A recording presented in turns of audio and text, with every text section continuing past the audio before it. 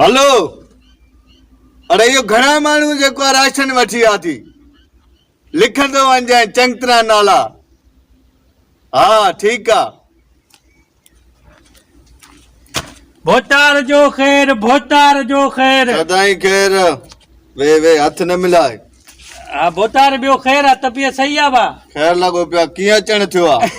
भोतार बस खबर पई भोतार राशन हलाए थो, गरीबड़ा मिसकीन माण्हू घर में जेको आहे सौदो बि न हुयो, मां चयुमि भोतार ॾे वञा कुझु राशन पाणी वठी अचां, तव्हांजी महिरबानी थींदी भोतार। इहो ॿुधाए वोट तुंहिंजा घणा आहिनि? मुंहिंजा वोट घणा त न आहिनि, साहू खान थी वेंदा। साहू खान? हा साहू खान आहिनि मुंहिंजा वोट पक्का। ठीकु आहे, राशन तोखे मिलंदो।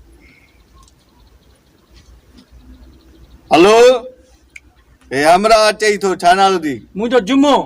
हे जुमो अचई थो, हिनखे जेको आहे 2 किलो गियो ॾिजांइ ऐं जेको आहे मण खनि अटो ऐं 5 किलो जेको आहे खंडु, पाउ खनि मिर्चां ॾेसि।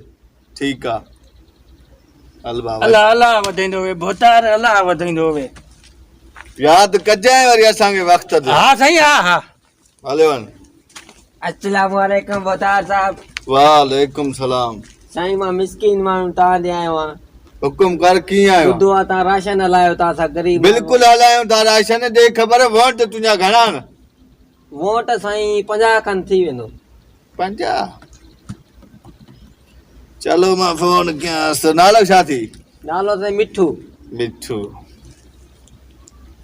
हलो हे छोकिरो अचई थो मिठू, जेको आहे हिनखे राशन ॾिजांइ, किलो गियो ॾिजांइ थी ऐं 10 किलो जेको आहे अटो ॾेसि ऐं जेको आहे ॿियो इहो किलो खनि खंडु ॾेसि, थोरा मिर्च बि ॾिजांइ थी। ठीकु आहे, हल यादि रखजांइ असांखे वरी। हा साईं हा। भोतार साईं अस्सलाम वालेकुम। वालेकुम सलाम। साईं मां कचे खां आयो आहियां, लधो मुंहिंजो नालो आहे। ॿुधो से साईं दिलो खान जेको आहे राशन हलाए थो, महिरबानी थींदी साईं? राशन हलायां थो, पर वोट घणा थी?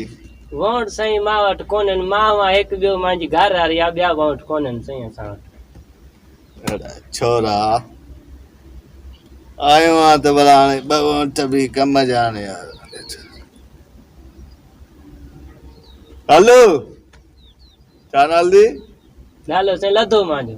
हे लधो अचई थो, हिनखे जेको आहे पाउ खनि गियो ॾिजांइ थी, किलो अटे जो ॾिजांइ थी, थोरियूं बसि मिर्च ॾिजांइ थी, ॿियो वरी ठीकु आहे, हल बाबा। साईं इहो राशन हाणे उॾे खणी वेंदो, मूंखे ॻोठ वारा पूजा कोन साईं, दिले खान ॾे राशन वठण में इहो ॾिनो। अरे छोरा खणी बक बक न कर, 2 माण्हू इहो थोरो थी वञे। हल तो ठीक, शिकिल गुम कर।